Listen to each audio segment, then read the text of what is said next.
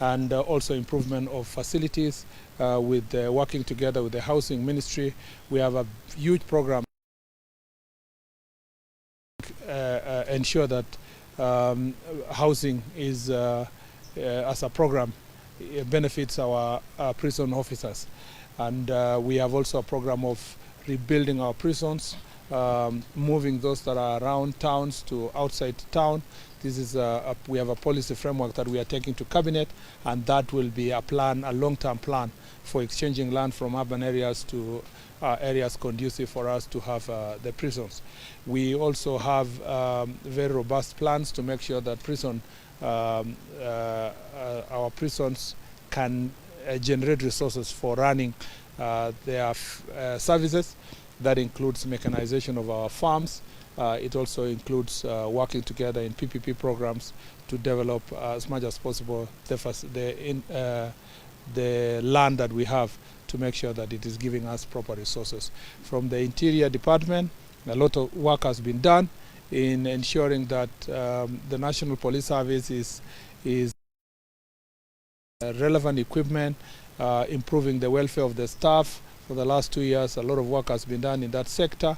We are now moving to a good amount of work has been done to acquire more vehicles, and the progress, we have a very good progress in ensuring that is achieved. And we also have from the Interior Department a very robust plan to make sure that these new vehicles are given to our police officers, and this is a cross-cutting within the ministry.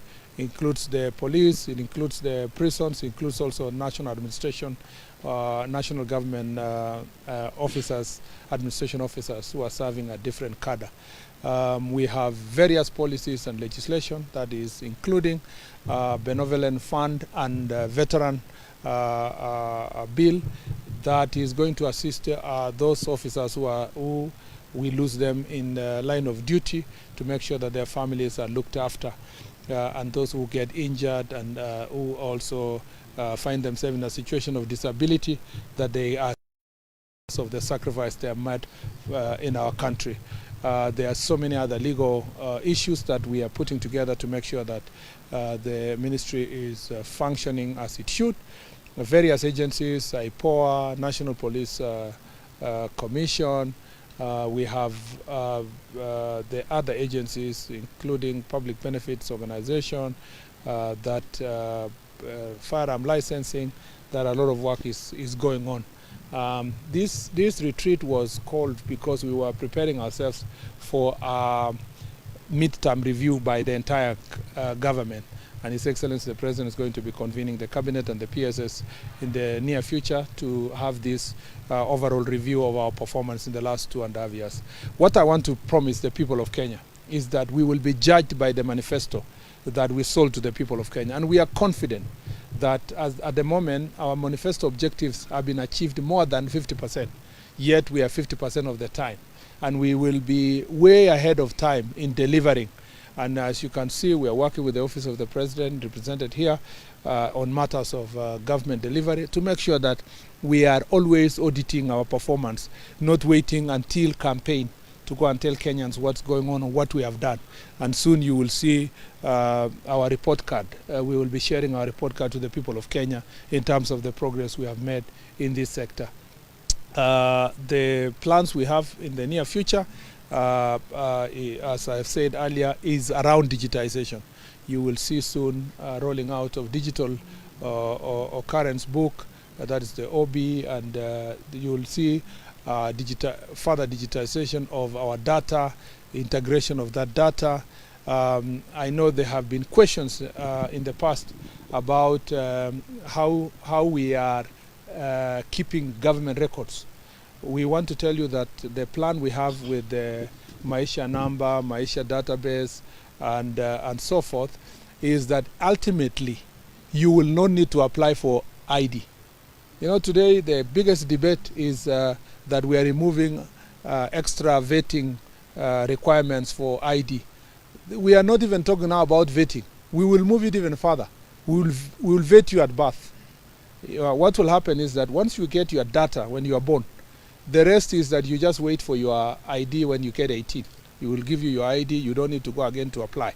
That is the objective, using modern technology to make sure that we capture your data as early as possible.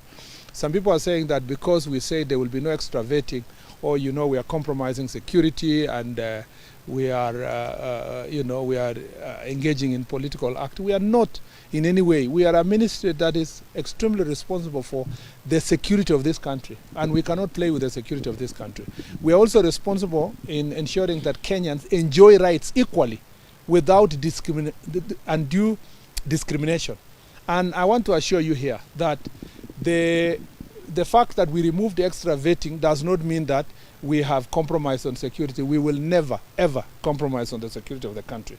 What has happened is that the processes that we are going to apply now in terms of identifying who has got an ID, who has not got, is to leverage on the existing data across who you are.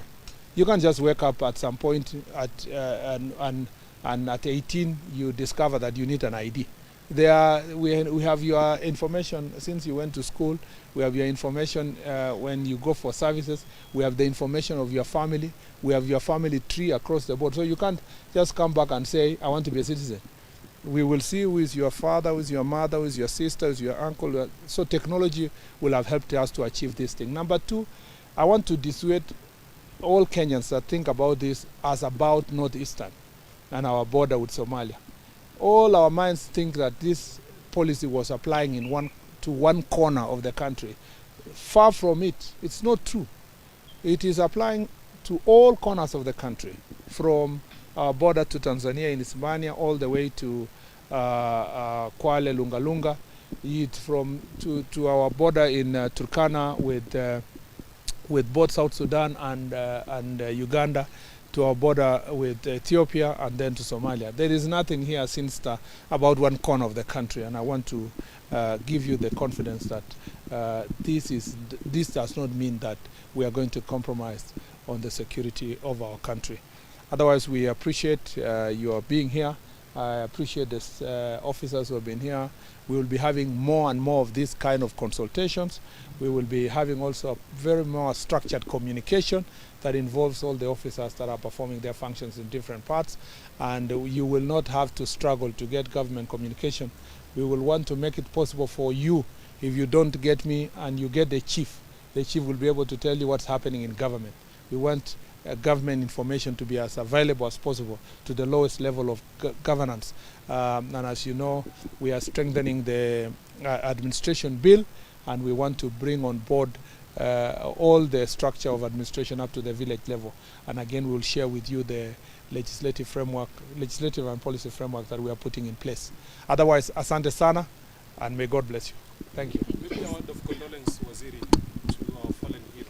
And kindly, and then allow former chair to say also. The former chair may say something about his successor, but I wanted to say that as I said earlier, we are deeply saddened by the passing away of Mr. Wafula Chebukati, who over the years, because of heavily critical, agitated